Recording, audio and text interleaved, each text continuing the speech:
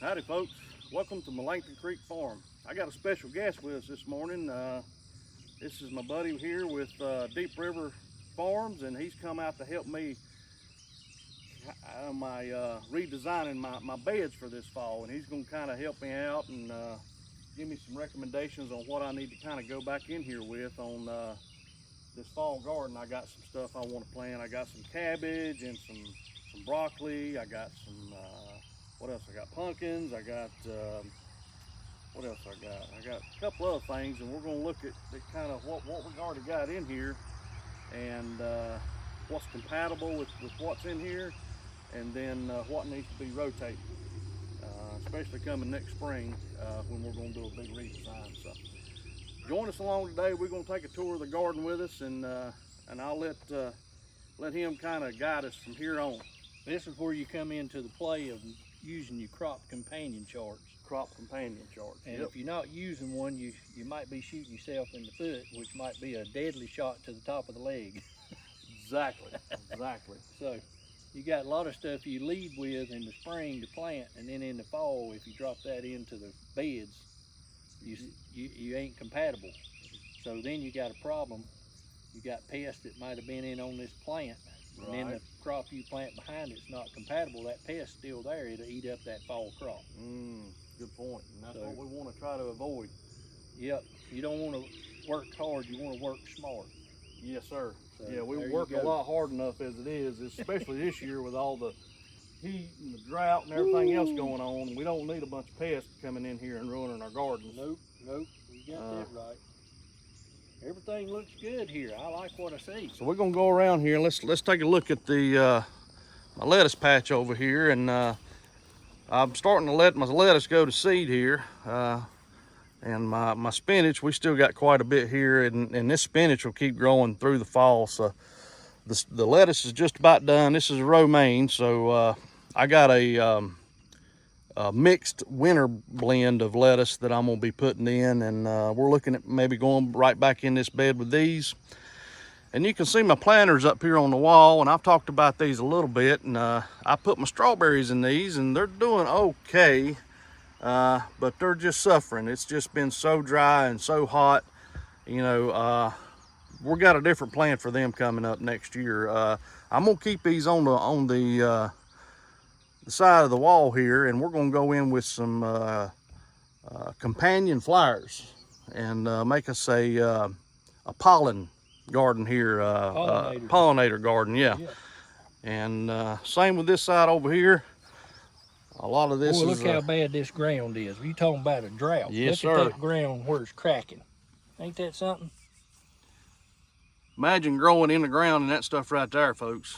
That's why these raised beds are so good. So beneficial for us. Strawberries is doing pretty good over here. Yeah, these look pretty good. They're doing all right. These are the first year planting them, and I've heard tell that, you know, you're not probably going to get much out of your first year planting.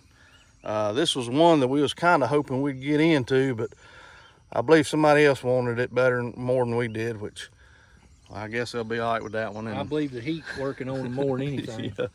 Yeah. All right, now here's my squash here, and let's see. This fall, we got to find us something that is compatible with this squash to go back in here with. And we're thinking that we're going to go back in here with some cabbage.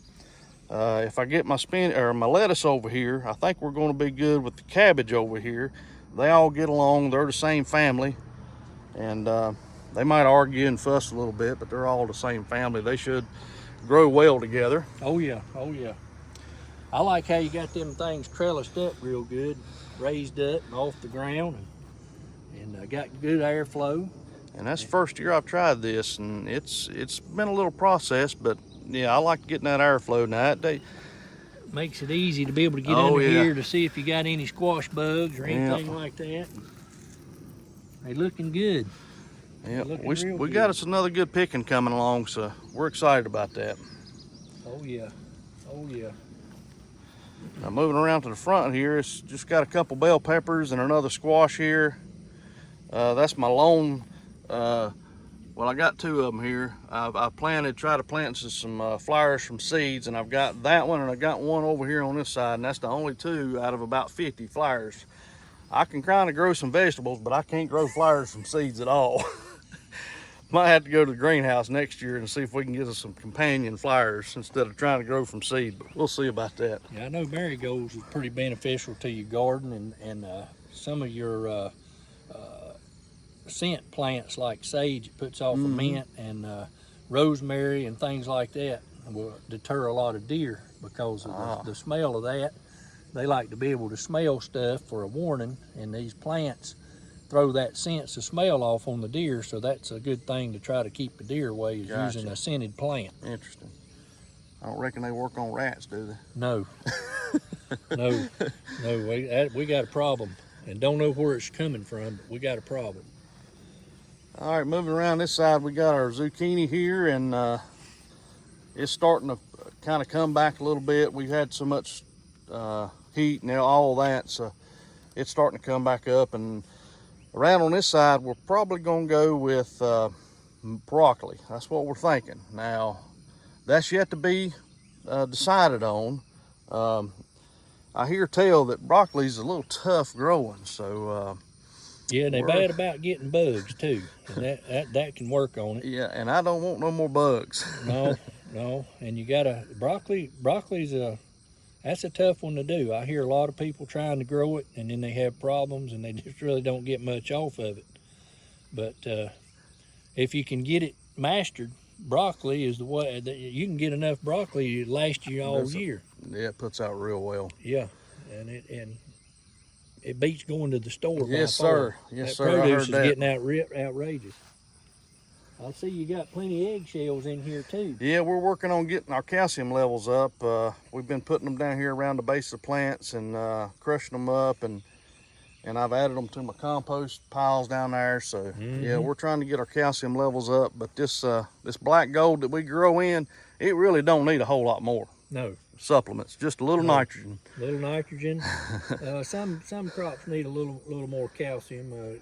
Keep blossom end rot off of your tomatoes. Yeah. You need a little more calcium that the black gold don't have in it. And sometimes you can see that you need to add some to it, because at the beginning of your crop you'll get a lot of blossom end rot if you got a calcium deficiency. But outside of that, it's you can't beat it. No, not at all. I have never had the turnout of crops of vegetables like I have this year. 80% of your tree's nutrients is found in tree leaves. So once these leaves fall, people don't realize that's an automatic no-brainer to grow in, and you got 80% of the nutrients already there that you need, your carbon, phosphorus, and potassium.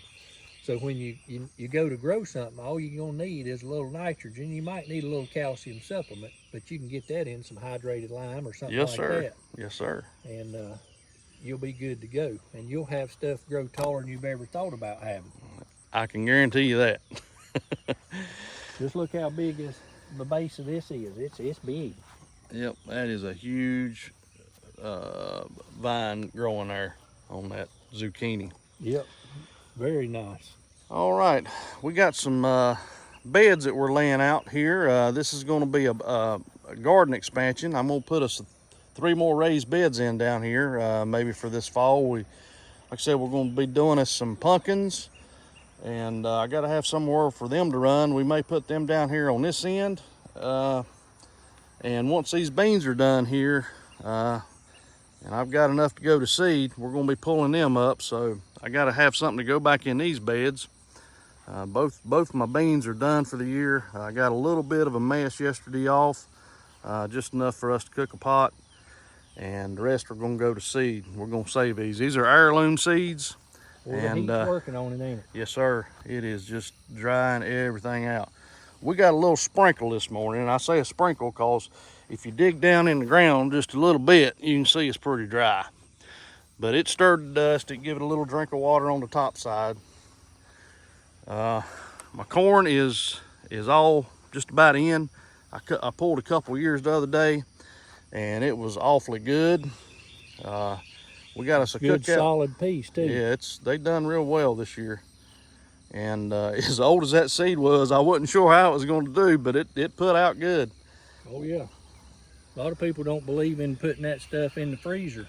Yep. But if you put that stuff in the freezer, once you bring it out and start planting it, and the moisture hits it, it's done went through the cold That's stratification right. Yep. process, and you're going to have a hardier product that's more disease resistant to anything. And you know, it ain't saying it's going to cut the disease out, but it already gives a jump start to that produce. And it's a good solid way to do stuff. A lot of people just put them in a paper bag and stuff them in the back room, but that ain't the way to do it. Put that stuff in the freezer and let her go. Worked out for me on that corn for sure. Okra here is every day we're getting a mess off. You can see the blooms. We got plenty of blooms. Bloom right there. Yep. And this stuff is been in y'all's family for at least what, 3, 4 generations? Way more than that. My grandpa got it from a fella in town whose grandpa was growing it and traced it back. It's comes from Israel. It's called a Star of David. So we know it's 250-year-old seed that my grandpa has had his hands on. And that's some real good okra. It is. I can testify to that. The ideal length is about 4 inches or less. And once you cut this open here, once you cut the top off, you can see that it looks like the Star of David. And it has some of the best taste. And that's some good deep frying okra right there too. Yes, sir. Yes, sir. We done that the other night and it was awfully good. But when you're gonna have this thing right here, it's probably gonna get 8 inches long, and that's once it gets there and it dries, you can get your seed out of that. You'll probably get 100 seed out of that. We're looking forward to that seed saving this fall. If I ain't mistaken, it breaks up into about 8 different layers around the outside, and it'll be a row of seeds in them. It'd be a lot of seeds in a pod. Probably 100 of them. Wow. Moving on to my melon patch over here, it's really taken off good. We got a couple nice ones in here. There's the biggest one there, and it's well, I can't even get my hand around it. And nice these are Georgia rattlesnakes, and they're heirloom as well, so we're going to be saving some of them seeds. It's doing real well for this fall. I'm not sure how long it's going to take for these to finish out, but we're going to probably do something this fall and this winter to move these down the hill here. I'm gonna move my melon patch down on this portion of the hill. And this is probably where we're gonna go next year with them. And then we're gonna probably move the strawberries out here where they can get us a little bit more sunlight. I believe that's one of the things that's kind of hurt us this past year. We're gonna build some more beds out here for them. And just take a look at a couple of these. I believe we got a couple right here. Oh yeah, there's a couple right there coming along. So yeah, the cantaloupe are doing good too. We're excited about that. Just want to take a quick tour this morning, kind of talk about what we was going to be doing this fall, get some ideas from our friend at Deep River Farm. And I'm sure if you're seeing this video, you're already subscribed to his channel. If you're not, you need to go subscribe. I've learned a tremendous amount of knowledge from him this year. And he's helped me out a lot with growing in this black gold and raised garden beds. This is the first year we've done raised beds and always done in ground. But like I say, this ground is so hard right now, I'd hate to have to grow in something like that right there. It is just split plumb open, folks. So these raised beds are really the way to go. You can control the dirt that's in them, you can control the moisture, and they drain well. They don't, your water don't get stuck on that hard pan. Yeah. So yeah, your tiller, if you're using a tiller in the ground, your tiller's only going to go down to 8 or 10 inches, and it's going to be a solid 8 or 10 inches, however long your garden is. And when that rain falls, if you get a lot of rain, that's when you're going to have water start building up on the hard pan. Then you're going to get root rot. A lot of people that have indoor flowers will put a pie pan under their pot and they'll water it, and they water it every day, and there's water standing in that pie pan. Well, that just soaks up any moisture in the soil, and it has nowhere to go, and they just keep adding to the problem, and then it kills the plant. So that's the good thing about these raised beds. They drain just fabulous. Yep. You got water, you got somewhere for it to go, because you got a 8-inch board right there, and which is perfect for growing these pole beans. And when the rain goes right through it, it goes right down to the base and it comes right out. You don't have no standing water in it. And with these leaves, they naturally hold moisture. Yes, they do. And you don't have to worry about it. You can go for a month without watering it, and it'll hold the moisture. And that's exactly what's happened this year. We've been at least, what, 5 weeks without any 5 weeks measurable amount of rain. And I would not have had the crops that I have this year if it weren't for that. Yeah, Being able to retain that moisture in these beds. Yeah, those leaves hold that moisture in there, and by using this natural mulch, it eliminates the wind and the heat from evaporating all your moisture, so you can go longer without having to water. We're going to cut the video short there, folks. I don't want to take up too much time today, but I really appreciate you joining us here at Malangus Creek Farm. Our special guest here from Deep River Farm. Again, if you're not subscribed, you need to go subscribe to his channel. He's got a wealth of information on there, hundreds of videos, and he'll really help you out. So again, thanks for joining us today, and y'all take care.